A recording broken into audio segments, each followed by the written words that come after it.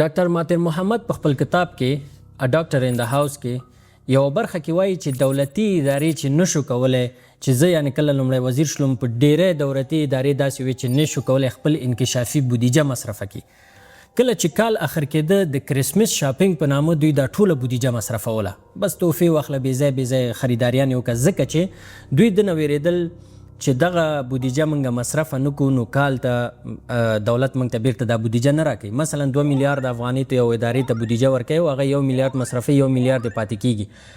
هغه پاتې کېږي نو که چېرته ته بل کال ته دې ته 1 میلیارد بودیجه ورکوي، دا یو ستونزه ده. نو دوی د دې د وجې په د کرسمس خریداري له وجې دا ټولې پیسې مصرفولې او دا ډېری د هیوادونو کې دا شته چې هغه خپل بودیجه آخري میاشتې چې ورسېږي هغه نومبر او ډسمبر میاشت کې بیا دومره ډېر کارونه زیات شي چې بس دا پلچکونه هم راسپړلي او پیادهروونه جوړ پیادهروونه راخلي خرابې تر څو هغه خپله بودیجه مصرفه کړي. ماتر محمد وایي چې کله دغه ستونزه ما پیدا کړه نو اول پوښتنه دا وه چې ولې داسې کېږي، ولې دا بودیجه نه مصرفېږي. دا یو سوال دی چې کله زه تاته یو انکشافي بودیجه درکوم، پیسې درکوم او ته نشي مصرفولی نو دا ستا د رهبریت ستا د ټیم دا ضعف ښکاره کوي.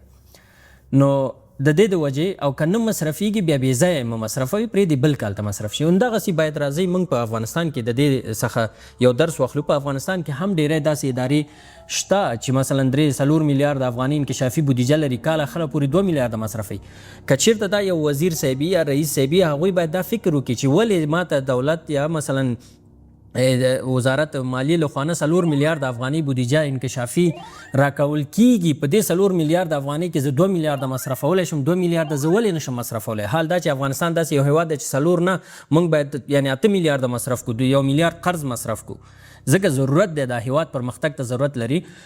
نو اوس دغه 4 میلیارد افغانۍ چې 2 مصرف شوي 2 ولې نه مصرفېږي؟ د ده باید دلایل پیدا شي چې آیا زموږ د ورق پراني ډېره زیاته ده، زموږ د خریداري ټیم مسله ده، ډپارټمنټ کې مسله ده، ولې د خریداري ډېر وخت نیسي، شارټ لیسټینګ کې مسله ده، ظرفیت نه لرو، کاریګران کار نه کوي، خلک کار نه کوي، کارکوونکي کار نه کوي.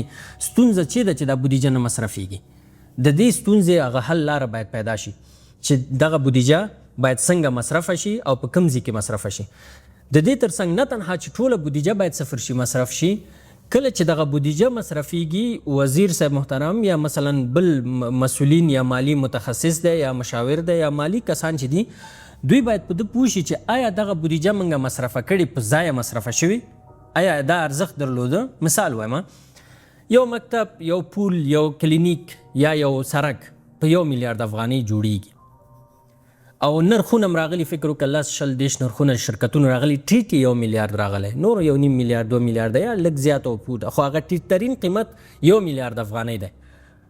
اوس کوم چې د دې ادارې مشر دی هغه باید د مارکیټ نه خبري چې آیا دا شرکتونه، خو فکر وکړه دا 10 شرکته ټول انډیوالانو تا ته 1 میلیارد افغانۍ نرخ ورکو، هغه ټوله پروسه د مراحلو تدارکاتو ترسره شوه او دا شرکت هم برنده شو.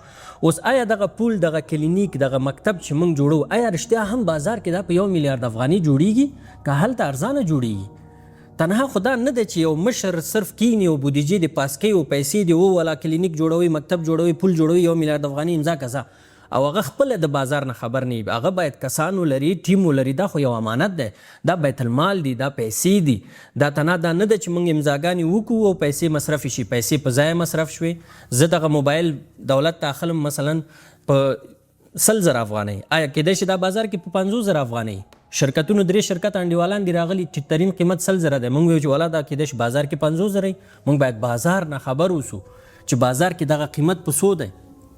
نو کله مهم چې دی چې د کې افیشنسي د فساد مخه نیول کېږي، هر څه نه باید دا مشر خبري. ښه دا مکتب تاسو په څو جوړوئ دومره بازار کې که نه بې طرفه شرکتونه شته ساختماني هغې ته ورکوي، د بازار د همدې نقشه په همدې سټنډرډ بیکي ورته ورکوي، ما ته قیمت راکړه.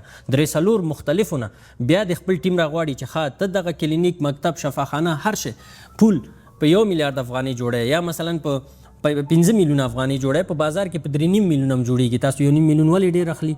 څه خبره ده؟ نو د دې د وجې چې کله مشران دي هر څه ته متوجي، بیا کشران نشي کولی چې د دې نه د دې سیستم نه څو استفاده وکړي.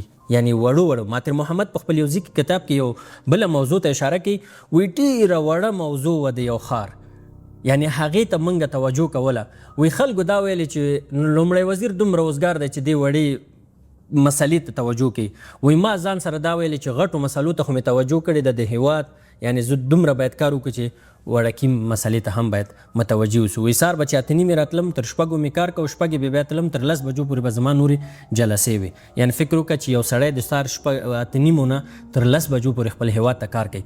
نو موږ هم همدا سیریز شروع کړی انشاءالله د تجربه لرونکو کسانو چې کامیابه کسانو خپل هیوادونه مخکې وړي د هغوی د کتابونو د ژوند څخه درسونه راخلو زده کوو، او کوم ورونه چې دا ویډیوګانې ګوري مختلفو اداراتو کې کار کوي، هیله ده چې له دې څخه یو څه زده کړي تر څو موږ وشو کولی خپل هیواد ته خدمت وکړو.